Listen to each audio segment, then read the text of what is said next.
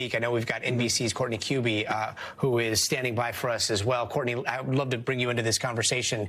We are trying to get an idea of the possible size and scope here. But based on your reporting, what can you tell us just happened?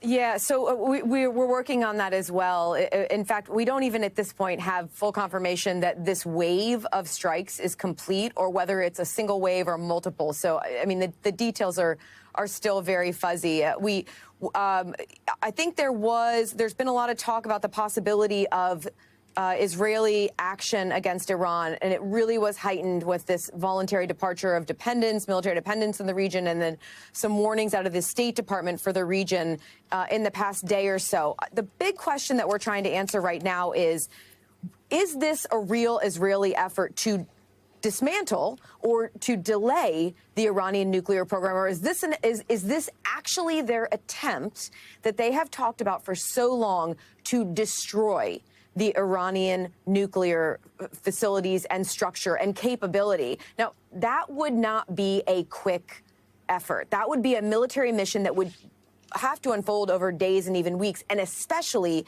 if the United States is not involved. The main reason is there are multiple locations, and most of their real infrastructure and their program, or much of it, is buried deep underground. It would take multiple airstrikes, including using things like massive ordnance protectors. We often call them bunker buster bombs. It would take things like that to really dismantle or destroy one of these facilities. That's one of the big questions that we're still trying to get an answer to tonight, though, is exactly the scale and the scope of this.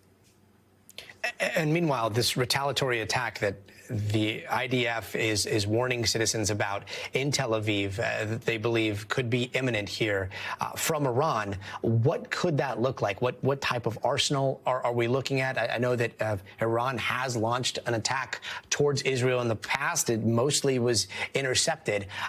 What kind of retaliation could we be seeing here play out tonight? Yeah, and it's the big question about possible retaliation is where would it go? Would this be focused and fixed only on Israel?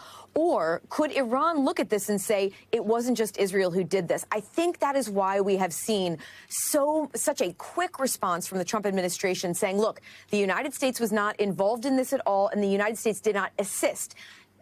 That means not only is the administration saying, look, we didn't drop any bombs, we didn't have aircraft in the air, but also that the United States didn't logistically support this. So with things like aerial refueling, with providing intelligence to the Israelis for this, even with sending up aircraft that would jam any Iranian defense systems on the ground so these Israeli pilots would more safely be able to fly into Iranian airspace. At this point, the Trump administration is denying any involvement in this. Now, that does not mean they weren't aware of it in advance. And I think some of the kind of cryptic statements that we've heard out of President Trump over the last 24, 48 hours could be just proof that the United States was aware that this was coming and may have had a sense of exactly what was unfolding here.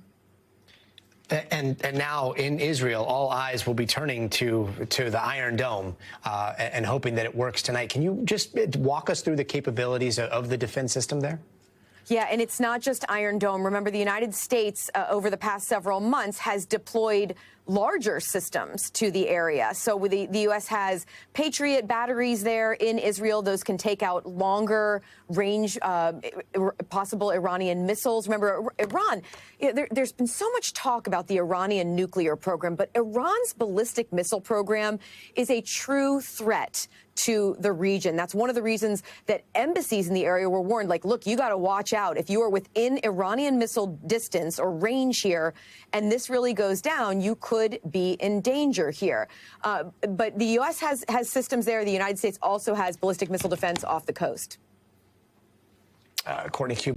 We thank you for watching. And remember, stay updated on breaking news and top stories on the NBC News app or watch live on our YouTube channel.